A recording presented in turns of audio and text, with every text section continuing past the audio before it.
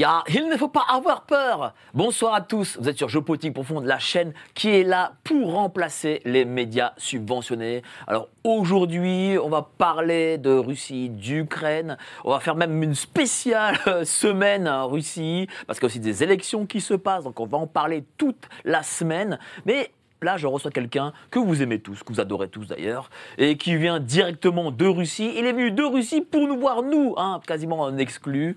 Et je le remercie pour ça. C'est notre ami Xavier Moreau. Xavier Moreau qui vient d'écrire cet excellent livre « Ukraine, pourquoi la Russie a gagné ». Voilà, il s'avance. Pourquoi la Russie a gagné.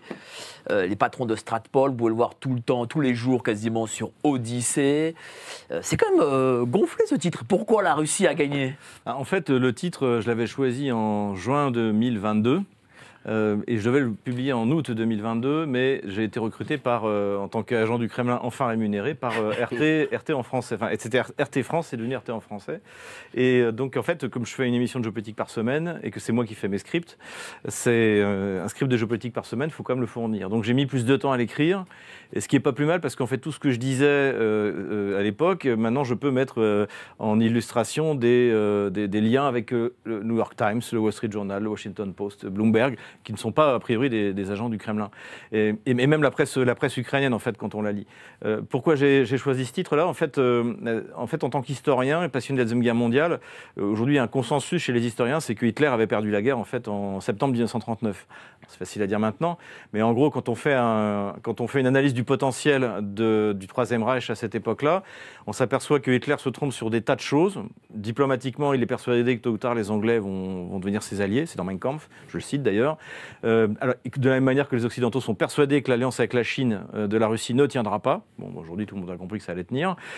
Ensuite, du point de vue militaire, le Troisième Reich sous-estime considérablement la Russie, en s'imaginant que c'est un pays qui va s'écrouler parce qu'il est dirigé par les judéo-bolcheviks et que dès qu'on va rentrer dedans, ça va s'écrouler. Donc évidemment, c'est pas du tout ce qui se passe. Donc militairement, du point de vue militaro-industriel également.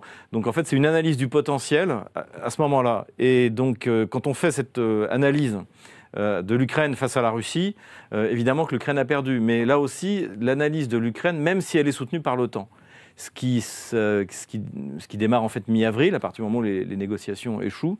Et là, en analysant en fait le potentiel économique de la Russie, le potentiel militaro-industriel de la Russie, on s'aperçoit que l'OTAN ne peut rien faire contre elle. Et c'était déjà clair à l'époque. Donc en plus, le domaine militaro-industriel, je le connais un peu, y compris côté français et côté russe. Donc par exemple, la question des munitions, quand on entendait que la Russie allait manquer de munitions, c'était tout simplement idiot. Mais justement, comment t'expliques cette analyse erronée de l'Occident vers la Russie? Alors, je pense qu'il y a du racisme. Il y a un racisme notamment anglo-saxon, très anti-slave. Donc, il les considère comme des sous-hommes, qui reprend d'ailleurs certains traits du racisme germanique du Troisième Reich, précisément, contre les Slaves. Je pense qu'il y a aussi le fait que c'est un empire du mensonge, et que en fait, on voit très bien, je le démontre je pense assez clairement, c'est-à-dire que les cabinets qui conseillent le ministère des Affaires étrangères, le ministère de la Défense, le ministère des Finances de notre cher Bruno Le Maire, disent ce que les ministères veulent entendre, et pas ce qui est. Et par exemple, si vous voyez, par exemple, l'IFRI est sous contrat avec l'Institut français des relations internationales, avec le ministère des Affaires étrangères, s'il commence à expliquer que en fait, l'économie russe a utilisé les sanctions pour rebondir, pour faire un saut qualitatif dans le domaine agricole, dans le domaine de l'agroalimentaire, donc avec les domaines annexes, c'est-à-dire par exemple les machines-outils agricoles, etc., le ministère des Affaires étrangères va vous dire que vous êtes pro-russe. Et c'est pareil dans l'armée. Je prends un exemple très clair, un attaché militaire français à Moscou qui a fait des comptes rendus, des conférences en disant que l'armée russe était rigide, corrompue, ce qui était techniquement impossible, parce que s'il y a peut-être de la corruption dans l'armée russe, c'est pour l'emploi des femmes de ménage, de la vaisselle et voilà. Mais le complexe militaire-industriel russe est à 98%, 95% contrôlé par l'État. Donc l'État ne va pas donner un pot de vin en général pour qu'il adopte votre matériel. Donc des choses qui sont fausses, mais qui étaient celles que voulaient entendre les ministères de tutelle, et donc, en fait, tout le monde a menti. Et c'est un peu ce qu'on observait à la fin de l'URSS, d'ailleurs, dans les années 80. C'est-à-dire, tout le monde ment à tout le monde, et finalement, vous donnez à votre hiérarchie les mensonges qu'ils ont envie d'entendre. Et ça, c'est bien quand vous êtes en circuit fermé, mais quand vous commencez à vouloir faire la guerre à la Russie. Je suis persuadé qu'entre Bruno Le Maire dit début mars 2022, nous allons provoquer l'effondrement de la Russie, je suis persuadé qu'il le croit. Et je montre d'ailleurs quel est le cabinet qui lui a conseillé, un certain Philippe Martin, qui avait fait sur un modèle mathématique, on serait cru pendant le Covid, que ça coûterait, si on se privait des hydrocarbures russes, ça allait coûter 0,3% du PIB. J'avais téléchargé d'ailleurs son truc. C'était une espèce de jargon. En fait, d'après ce que j'ai compris, il disait en fait, quand on achète et qu'on revend des hydrocarbures russes, ça nous coûte tant. Donc, ça veut dire qu'on touchera moins de taxes sur les hydrocarbures. Mais le fait que ça va augmenter tous les coûts de production industrielle, que ça va provoquer une instabilité sur les marchés de l'énergie, etc., c'est pas du tout pris en compte. Et donc, Bruno Le Maire, je pense qu'il a lu juste le titre du rapport, et il a sorti ça. Le problème, c'est que, donc, il dit ça, il le dit sur BFM Business début mars. Et fin avril, il dit stop, je m'ai trompé, finalement, ça sera moins 2 points de PIB. Et c'est comme ça dans tout le domaine. Et là, aujourd'hui, on est dans le domaine militaire. Vous avez le général Chauvency sur LCI qui a sorti, oui, qu'est-ce qu'on va envoyer ? On peut envoyer 15 000 hommes. Les Ukrainiens, ils sont 1 million, ils n'y arrivent pas. Donc, c'est pas avec nos 15 000 hommes... on va en parler très vite, mais avant ça, je vais faire le tour de table avec les invités qui sont en plateau avec toi. Tu as à ta droite notre ami Patrick Pazin, éditeur, patron de Novi Mondi. Tiens, montre les bouquins là que tu as écrit un excellent bouquin, Guerre en Ukraine. La responsabilité criminelle de l'Occident. Montre-le plutôt comme ça, voilà. Tiens, voilà. La responsabilité criminelle de l'Occident. Et puis j'avais publié, Faïna, tu l'as reçu, voilà, qui a 15 ans et qui habite le Donbass. Et qui est... comment dire, les Ukrainiens veulent la condamner à mort. Oui, elle est sur la liste du site Mirodvorets.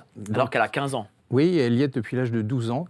Et en fait, ce site liste tous les ennemis de l'Ukraine à abattre. D'ailleurs, notre ami Xavier Moreau est dessus. Tucker Carlson. Normal. Et Christelle Néant aussi. Christelle Néant, évidemment. Anne-Laure Bonnel, enfin, tous ceux qui ont... Et même, d'ailleurs, c'était étonnant, Ségolène Royal, à un moment, elle a eu une position plutôt mesurée, disant, mais peut-être qu'il faudra écouter la Russie. Enfin, elle a dit quelque chose comme ça. Ça n'a pas loupé. Dans la semaine qui a suivi, elle était sur le site Mirodvorets, les ennemis de l'Ukraine à abattre. Je trouve fou quand même qu'on veuille abattre une gamine de 12 ans, juste parce qu'elle a écrit des poèmes, des livres. Oui, mais elle les a écrits en russe. Ah oui, c'est un crime de lèse-majesté. Et elle a participé à des concours de littérature russe. En tout cas, merci à toi d'être présent ici. Merci pour ton invitation. Plaisir. En face, nous avons notre ami l'avocat maître Philippe Deveul, qui revient de Moscou. Voilà, frais et bronzé. Bronzé. Alors, comment c'était Moscou ? Tiens, par rapport à Paris, comment c'est Moscou ? Tiens. Ça n'a rien à voir. À Paris, on est vraiment dans une ville qui se tiers-mondise, qui est sale, qui est dangereuse, insalubre, enfin, un enfer. Et puis vous avez Moscou, qui est une ville dynamique, propre, efficace, pas d'insécurité. Bon, alors vous allez dire, mais oui, mais c'est une dictature. Je veux bien. Comme disait notre ami, on soutient la démocratie, l'Ukraine, justement, qui émettent des listes pour abattre les gens. Et c'est ça qu'on dit, nos valeurs qu'on va défendre des pays qui défendent des valeurs nazies, quoi, fascistes. D'ailleurs, les services secrets ukrainiens disent qu'ils tuent les gens. Il y a eu déjà des politiciens ukrainiens qui ont été tués parce qu'on les sentait trop pro-russes pour négocier une paix ou un cessez-le-feu.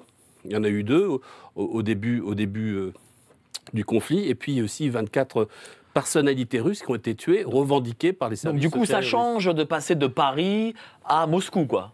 Ah, ça n'a rien à voir. Mais de toute façon, qu'on le dise d'une manière ou d'une autre, voilà, on est catalogué poutinolâtre. Moi, je suis désolé, à Moscou, il y a des gens qui sont pour Poutine et d'autres qui ne sont pas pour Poutine. Et quand on vous dit ici que Poutine est un centriste, on ne vous croit pas. Il y a des gens qui sont à son extrême droite et puis des gens qui sont à son extrême gauche. Et d'ailleurs, Poutine temporise les choses. Et il était pressé pour faire l'opération spéciale parce qu'il avait une pression pas possible, parce que les gens se disaient mais pourquoi il n'intervient pas pour sauver les russophones du Donbass. Et donc, il a fait les choses un peu poussées parce que justement, il y avait des décrets, il y avait un décret de Zelensky pour récupérer la Crimée en 2021, et il y avait les troupes ukrainiennes qui se préparaient à bombarder le Donbass, des populations civiles. Donc, ce sont les valeurs pour lesquelles on veut engager la France. On veut engager la France dans un conflit contre la Russie, ce qui entraînerait évidemment un conflit, la Troisième Guerre mondiale. Et c'est la première fois, d'ailleurs, dans son histoire, depuis 2000 ans, que la France se met en position de danger mortel. Parce que si jamais on entrait dans un conflit avec des troupes au sol, on ne pourrait pas arrêter l'engrenage. Moscou, Poutine a été clair là-dessus. Donc si on veut jouer à ce jeu-là, il faut continuer. D'ailleurs, j'aimerais offrir des livres d'histoire à notre président pour lui rappeler que Napoléon, qui était un véritable militaire, qui était au contact avec ses soldats officiers d'artillerie, il est allé jusqu'à Moscou. Il est revenu en boitant. Il y en a un autre aussi qui connaissait la guerre qu'il avait faite pendant la Première Guerre mondiale, et puis ensuite qui avait envahi l'Europe et qui est allé aussi, qui a voulu aller à Moscou. Il a fini, il s'est mis une balle dans son bunker comme Adolf Hitler. Donc j'aimerais qu'on revienne un peu à la réalité des choses. La Russie n'est pas notre ennemi. C'est un pays qui a des vues différentes que les nôtres. Ils ont des intérêts qui ne sont pas forcément les nôtres, mais ce n'est pas un ennemi. Quand je sors de chez moi, je ne suis pas menacé par un missile russe. C'est un peu le ministre des Affaires étrangères qui dit officiellement la Russie nous attaque. Alors moi, je leur conseille, il y a Majax qui est un très bon magicien, mais je crois que même Majax est au-dessus, je crois qu'il faudrait qu'il aille chercher Garde Simor. Ouais, voilà. Il n'est plus de ce monde, malheureusement. Ouais, mais bon, c'est tellement le niveau est ridicule. Ça, c'est sûr. En tout cas, merci beaucoup, cher maître Philippe Deveul. Et à la droite, nous avons Philippe Perlin, économiste qui écrit sur le Bitcoin. Et justement, tiens, l'édito aujourd'hui, ce sera sur le Bitcoin. Et oui, parce que le Bitcoin bat des records. Ah là là, ben voilà. $, et même en euros. Écoutez, Philippe Perlin. Il a battu son record, donc on va en parler tout à l'heure. Il faut écouter. Pourquoi est-ce qu'il faut en acheter, etc. Il faut encore en acheter. On va en parler. On va encore en parler. Mais tiens, justement, le fait que notre ami Philippe Deveul nous dise que voilà, il y a un vrai différentiel entre Moscou et Paris, c'est surprenant, non? Oui, alors, moi je suis pas allé à Moscou, donc, mais je vois Paris se dégrader d'année en année, quoi. Donc, même le centre. C'est effrayant. Alors moi j'habite dans le 7e arrondissement, qui est encore préservé. Je pense que ce sera le dernier bastion à tomber, parce qu'il y a plein de ministères, il y a plein d'anciens ministres qui vivent dans le 7e, donc c'est encore protégé. Et la diversité, c'est pas pour eux. Il n'y a pas de diversité. C'est pour la... On appelle ça une chance pour la France. Il y a eu quand même quelques vols dans le 7e. Je crois qu'il y avait une députée qui avait été agressée. Non, bien sûr. Et LRM, voilà, il y en a quand même. Mais c'est pas les arrondissements 18e, 19e, 20e. Et même ça change. Même le 7e, je remarque. Le 7e un jour va tomber, donc je trouve. J'irai peut-être habiter à Moscou. Alors je sais pas. Peut-être. Voilà. C'est peut-être ça la solution. Donc on va passer au débat, à l'entretien impertinent. Mais avant ça, soutenez Géopolitique Profonde. N'hésitez pas à faire des dons. Cliquez sur rejoindre en dessous de la vidéo. Voilà, rejoindre. Comme ça, vous aurez en plus des vidéos en avant-première. Ou alors sur le super chat en commentaire. N'hésitez pas à nous soutenir. Nous faisons des émissions tous les jours pour vous. Et on vous amène des invités de très haute qualité. Donc continuez si vous voulez encore avoir ces émissions. Dis-moi, chers invités, quand t'entends nos amis autour de la table dire ce qu'ils se disent, voilà, Monsieur Macron met la France en danger, qu'est-ce que tu te dis Je ne suis pas persuadé comment ils mettent la France en danger. Je pense qu'il fait un calcul à 3 jours d'avance. Donc il était dans une mauvaise passe avec le salon de l'agriculture. Il fallait parler d'autre chose. Et donc il a parlé d'envoyer des troupes. C'est que de la com je pense. Alors, il y a plusieurs choses. Bon, déjà, là, je vous renvoie à mon bouquin d'avant, le livre noir de la gauche française et la guerre. Il est l'héritier d'un mouvement politique qui est né avec la Révolution en avril 1792, qui a prétendu vouloir libérer les peuples d'Europe des tyrans. Donc, et qui, pour ça, a mis l'Europe à feu et à sang jusqu'au traité de Vienne en 1815. Donc ça, c'est un peu son idée. C'est l'idée générale, c'est son idéologie. Après, il fallait qu'on parle d'autre chose que du salon de l'agriculture. Et ça a marché. Plus personne ne parle du salon de l'agriculture, tout le monde parle de la Troisième Guerre mondiale. Et enfin, il y a quelque chose de plus subtil, qui a d'ailleurs été bien analysé, je crois que c'est dans le Times, où en fait, il a une grosse pression de la part de Scholz pour faire plus au niveau armement pour l'Allemagne. Parce qu'en fait, la France n'a pas fait grand-chose. Elle a livré des vieux véhicules, donc des VAB, notamment les MX-10 RC, donc qui sont des vieux blindés d'infanterie légèrement protégés, pour ne pas dire quasiment pas protégés, avec un vieux calibre, avec des munitions de 105 mm qui sont typiquement françaises. Et il a envoyé ça donc au printemps 2022 en disant, vous voyez, on est les premiers à envoyer des chars, pourquoi les autres ne le font pas ? Et donc Scholz, qui n'avait pas trop envie d'y aller, a dû le faire. Sauf que lui, il a envoyé des vrais chars, des Léopard 2, alors de différentes générations, il y en a pour tout, qui en plus se sont fait complètement carboniser l'été 2023. Donc c'était une très mauvaise publicité pour Rheinmetall. Et en fait, nous, ils se sont aperçus qu'en fait, les Ukrainiens ont commencé à utiliser le 10 RC, qui s'est fait percer immédiatement. Ils l'ont retiré du champ de bataille. À côté de ça, on n'a pas de munitions. Donc le rapport du 17 février 2022, rapport parlementaire qui avait été bien fait, dit, en gros la conclusion c'est qu'on a, en guerre de haute intensité, on a 4 jours de munitions, on n'est pas capable d'en fabriquer de manière industrielle, on a tout d'un coup découvert qu'on ne produisait pas de poudre à canon, et donc le grand projet de Le Cornu c'est de pouvoir fabriquer en 2025 suffisamment de poudre à canon par an pour fabriquer 80 000 obus, c'est ce que les Russes tirent en 3-4 jours. Et là, c'est pareil, les chiffres qu'on donne, c'est tout simplement délirant. Le Cornu a annoncé on va passer de 1000 obus par mois à 3000. Et 3000, c'est ce que tirent les Russes au petit déjeuner, vous comprenez ? À un petit déjeuner. Donc, en fait, on n'a pas fait grand-chose parce qu'on ne peut pas faire grand-chose. Parce qu'en plus, on n'a plus de ligne de production de chars. Au moins, les Allemands, ils peuvent se remettre à produire des chars. La France ne manque pas de poudre. Parce qu'elle a la poudre de perlimpinpin. Je la sors là. Moi, c'est pas cette poudre-là que je... Celle-là, on a beaucoup de stock. Quand même pas mal. C'est pas cette poudre-là que je... Celle-là ne sert à rien, alors. Donc, en fait, c'est ça. Il était sous la pression de Scholz. Et donc, il s'est dit, puisque c'est comme ça, je vais proposer un truc encore plus délirant. Je vais dire, il faut envoyer des troupes.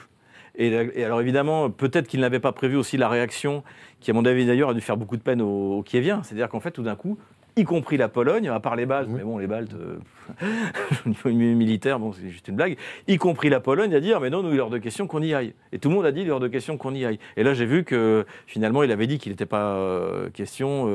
Voilà. Après, il y a comment dirais-je, hier, Politico a sorti un article dans lequel ils disent que selon des sources autorisées, le général Bucard, qui est le chef d'état-major de l'armée française, a émis la possibilité il y a quelques semaines devant ses homologues de dire pourquoi pas envoyer des troupes. Moi, je pense que ce à quoi il pense, c'est d'officialiser la présence des troupes françaises. C'est ça un peu l'idée, ce qu'on le fait, ce qu'on le fait pas. Parce qu'il y a, comme l'a dit Scholz, il y a déjà des Anglais, il y a déjà des Français, puisqu'on a livré des matériels assez techniques, puisque bon, le César, c'est quand même, ça fait partie des choses qui ont été... On n'a pas beaucoup livré, mais c'est très efficace. Des systèmes antiaériens, et évidemment que les systèmes antiaériens, c'est 1 an de formation. Donc si jamais dès qu'on les envoie, dès que les Américains envoyaient les Patriotes, ils étaient immédiatement opérationnels. Ça veut dire qu'ils étaient manœuvrés par des Allemands ou des Américains qui sont capables de les utiliser. Donc je pense qu'on s'agit plutôt de ça, mais je pense avant tout c'est du Macron. Mais comment ça se passe aussi sur le terrain ? Enfin, mettons Macron de côté, parce que de toute façon Macron, on va dire qu'il a pas... Il va dire le contraire de ce qu'il a dit dans une semaine. Voilà, déjà il est comme ça, puis en plus, on ne peut pas dire qu'il soit leader dans ce conflit, même au niveau même du camp occidental.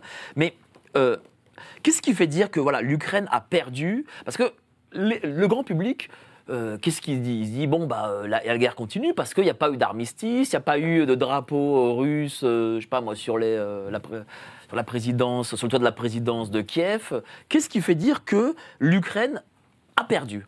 Il y a le rapport de force sur le front économique, il y a le rapport de force sur le front militaire, et il y a aussi le fait que tout ce sur quoi misaient les Occidentaux, je pense notamment aux Anglo-Saxons, c'est-à-dire l'effondrement de l'économie russe, ne s'est pas produit. Non seulement elle ne s'effondre pas, mais elle se transforme. Elle a finalement un seul véritable problème, c'est la pénurie de main-d'œuvre, parce qu'elle est à la limite de la surchauffe, parce qu'elle en profite pour remplacer les importations. Elle fait en fait maintenant ce qu'elle a fait en 2014-2015, où elle était le premier importateur de cochons au monde, ils sont devenus exportateurs 4 ans après. Donc elle s'adapte, donc ça c'est raté, et ça je pense que c'était le plan initial. C'est-à-dire que j'imagine pas qu'au Pentagone ou au ministère de la Défense anglais ou français, on ait un jour imaginé que l'Ukraine puisse l'emporter. En revanche, l'espoir, c'est que on va mettre des sanctions comme ils n'en ont jamais vu, c'est ce qu'avait dit Victoria Nuland, et donc il suffit que l'Ukraine tienne entre 3 et 6 mois, l'économie russe va s'effondrer, la foule va descendre dans la rue, Navalny sera président et il va découper l'Ukraine en... Ils ont joué du violon. Croire ce scénario, c'était être un oui, fou, mais c'est malheureux. Ils le croyaient pour les raisons que j'évoquais au début de cet entretien, c'est-à-dire qu'en fait, ils ont, par racisme, on peut le dire, ce que j'appelle la pensée magique, c'est-à-dire qu'ils ont voulu croire, comme, je ne fais pas de réduction à Hitlerum, c'est un mécanisme que je décris, je ne compare pas du tout l'Européenne ou l'OTAN au Troisième Reich, mais finalement, cette pensée magique-là, on la retrouve également. Ils ont cru qu'ils avaient une avance technologique sur la Russie, comme Hitler pensait qu'il allait changer la donne avec ses Messerschmitt 262, ses V2, alors qu'en fait, quand vous avez des masses industrielles comme celles des États-Unis ou de l'Union soviétique, c'était évidemment qu'il avait perdu d'avance. Donc ils ont cru tout ça, ils ont cru aux armes magiques. À chaque fois qu'ils avaient livré un nouveau truc, c'était le game changer, voilà. Et en fait, finalement, non, oui, bon, ça complique un peu les choses pour les Russes, mais ils sont capables de s'adapter. Et aujourd'hui, quand on regarde le bilan, quand on regarde, y compris les chiffres que l'OTAN donne soi-même, ou qu'on trouve également du côté ukrainien, par exemple les pertes ukrainiennes, il y a l'ancien procureur général d'Ukraine qui s'appelle Lutsenko, qui a annoncé en janvier 2024 qu'il y avait eu 500 000 morts et blessés graves. Donc, ce n'est pas les Russes qui l'ont dit. C'est un député bandériste pro-Poroshenko de l'administration d'avant, le procureur général, qui d'ailleurs dit qu'il faut dire la vérité aux Ukrainiens, comme ça ils vont se mobiliser et ils vont joindre. Donc aujourd'hui, quand on regarde tout le plan, on s'aperçoit que donc, économiquement, la Russie en fait, a une croissance insolente. On s'aperçoit, en plus, c'est une croissance saine, c'est-à-dire qu'elle produit quelque chose. Nous, on peut imprimer de la monnaie, mais on ne peut pas imprimer des chars et des soldats. On s'aperçoit qu'on est, du point de vue militaire-industriel, on a atteint nos limites, y compris Washington. Ça, c'était là, peut-être même pour moi une surprise. Je ne pensais pas qu'ils l'atteindraient si vite. Mais eux-mêmes ont découvert qu'ils ne produisaient plus de poudre à canon. Eux-mêmes. C'était dans le Wall Street Journal. Donc on a découvert tout d'un coup que le sous-investissement, la financiarisation de l'économie avait ses limites. Et donc on peut plus vraiment... on peut prolonger la guerre encore un petit peu, si jamais, par exemple, finalement, les 60 milliards promis sont donnés, mais ça va pas être miraculeux. Et surtout, on découvre, et c'est ce qu'a dit le général Chauvency sur LCI, c'est que on peut envoyer 15 000 hommes. Oui, mais du coup, cette défaite, c'est surtout la défaite de l'Occident. Ouais. Et c'est peut-être l'accélération de la dédollarisation. Donc, les Occidentaux, ils ont avoir réfléchi comme ça, j'ai commis en 2022 quelques erreurs d'analyse parce que j'étais trop rationnel. Et par exemple, le fait de sanctionner sur le SWIFT, sur le dollar, ça ne faisait qu'accélérer un mouvement de dédollarisation qui était déjà en route. En plus, avec les nouvelles technologies, mais là, je laisserai mon voisin en parler, mais il y a des tas de manières aujourd'hui qui ont immédiatement été utilisées, à commencer par votre serviteur dans les PME russes, c'est-à-dire les crypto-monnaies, la blockchain. Tout de suite, on a entendu d'ailleurs, y compris Vladimir Poutine, parler de solutions grâce aux nouvelles technologies, la blockchain. Pourquoi pas le bitcoin quand il aura atteint la masse critique. Donc, immédiatement, en fait, on s'est aperçu qu'on était passé à un âge technologique qui faisait que prendre les décisions qui ont été prises contre le SWIFT, donc le système de transfert interbancaire eh bien, ne serait qu'un accélérateur de la dédollarisation. Et c'est pour ça aussi que j'y croyais pas. Je me suis dit, ils vont pas faire ça. Et en fait, s'ils l'ont fait, parce qu'encore une fois, ils ont cru que l'économie russe allait s'effondrer. Mais du coup, la victoire russe, les conséquences pour la France Alors, moi, je pense que les conséquences peuvent être positives. C'est-à-dire qu'on va s'apercevoir qu'on a abandonné notre souveraineté pour la paix et la prospérité. C'est ce qu'on nous a promis avec l'Union européenne. À chaque fois, dès qu'on est eurosceptique, oui, mais s'il n'y a pas l'UE, c'est la guerre. Donc là, on a l'UE, c'est l'UE qui fait la guerre. Donc je pense que c'est la conclusion d'ailleurs c'est mon dernier chapitre. Je dirais qu'allons-nous faire de la victoire russe ? La Russie va amener une victoire contre l'hégémon, comme les Spartiates ont amené une victoire contre Athènes et a de facto libéré les cités grecques. Mais Sparte ne l'avait pas fait pour ça, et les Russes ne le font pas pour ça. Les Russes s'intéressent de moins en moins à l'Europe. Mais la vérité, c'est que la défaite de l'Occident, en tout cas des superstructures étatiques occidentales de l'hégémon américain, c'est-à-dire l'OTAN et l'UE, va peut-être pouvoir déclencher un sursaut en se disant, après tout, on avait sacrifié notre souveraineté au nom de la paix et de la prospérité, on a eu la guerre et la pauvreté, Est-ce que c'est pas le moment de remettre ça en cause, de remettre en cause l'Union européenne même Toi, de l'extérieur, tu penses que les gens vont réfléchir comme ça? En France, je vois pas. D'ailleurs, il n'y a qu'à voir les grosses listes des européennes. C'est pas au programme. Du côté de l'Allemagne, par exemple, et l'Allemagne, c'est quand même la première puissance économique européenne pendant encore quelques temps, malgré le grand déménagement de l'industrie, je vois l'alternative für Deutschland, je vois la tête de liste de l'alternative für Deutschland, c'est un ultra national conservateur, contre l'avortement d'ailleurs, qui veut reboucher Nord Stream 2, qui était contre les sanctions contre la Russie, contre la livraison d'armes, qui veut réindustrialiser l'Allemagne, empêcher les sociétés allemandes de migrer vers de l'autre côté de l'Atlantique. Vous avez de l'autre côté de l'échiquier politique Sarah Wagenknecht, qui elle également c'est une gauche populaire souverainiste qui n'existe pas en France. Et qui, même anti-immigrationniste, quand vous regardez. Donc je vois qu'en Allemagne, il y a des partis qui... Et en France, comment tu juges les partis français, tiens? Très mal, honnêtement. Pour moi, là on revient à mon bouquin d'avant, c'est-à-dire ce que j'appelais les 50 nuances de gauche.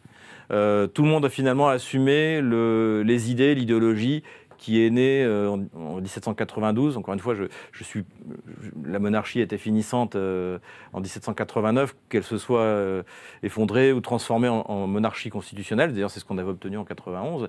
C'était, me semble-t-il, un peu dans le sens de l'histoire. En revanche, cette bascule dans une gauche messianique qui, à la fois, donc, quand elle est jacobine, extermine une partie de son peuple parce qu'il ne veut pas se soumettre. Quand elle est girondine, décide de commencer par lancer la guerre en Europe et puis finalement coloniser au nom du droit et du devoir des races supérieures vis-à-vis des races inférieures. Je crois que tout ce logiciel-là, comme on dit maintenant, a été assumé par... On n'a que des partis de gauche. Et on voit que c'est le retour de ces idéologies. Oui, et donc... C'est le retour de l'histoire, voilà, de Marine Le Pen à Jean-Luc Mélenchon, en passant par Emmanuel Macron, ils disent tous la même chose sur les sujets aussi importants que la guerre ou la paix. Madame Le Pen a fait voter pour l'IVG. La vie ou la mort. Qu'est-ce qui est plus important que la vie ou la mort, la guerre ou la paix? Finalement, tout le monde est d'accord là-dessus. Et il n'y a pas de remise en cause. Donc, pour l'instant, je vois pas... Honnêtement, Donc, tu penses que les européennes, c'est un coup pour rien? Je pense que le Front National va faire... Enfin, le Rassemblement National va cartonner. Mais Jordan Bardella se pâmait quand il voyait Zelensky prendre la parole devant le Parlement européen, et alors qu'il menace les sociétés françaises. Quand il est passé devant le Parlement national, il menaçait les sociétés françaises. Vous en avez entendu, Marine Le Pen, Jordan Bardella, Jean-Luc Mélenchon, ou Marion, écoute, t'es bien gentil, on te donne de l'argent, mais tu nous menaces? Qu'est-ce que c'est que ça? Rien. Vraiment, Zemmour aussi d'ailleurs, le vide intersidéral politique. Alors que du côté allemand, quelqu'un comme Alexander Krah, il n'a pas sa langue dans sa poche.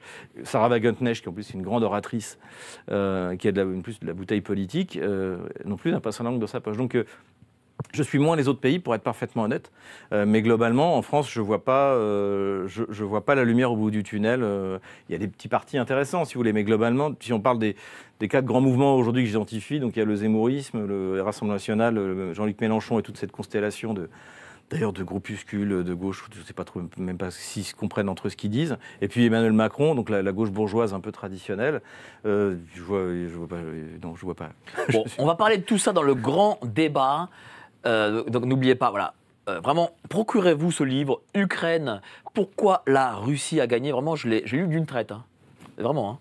Ça se lit bien, oui. Ça se lit très, très bien et très vite. Pour le coup, j'ai beaucoup aimé. Bon, il y a un chapitre, bon, évidemment, t'as pensé à moi. Un sous-chapitre sur la Pologne. Voilà, mais bon, ça reste un bon sous-chapitre quand même, malgré tout. Bon, allez. Mais on va passer au grand débat. Mais avant ça, les petites annonces.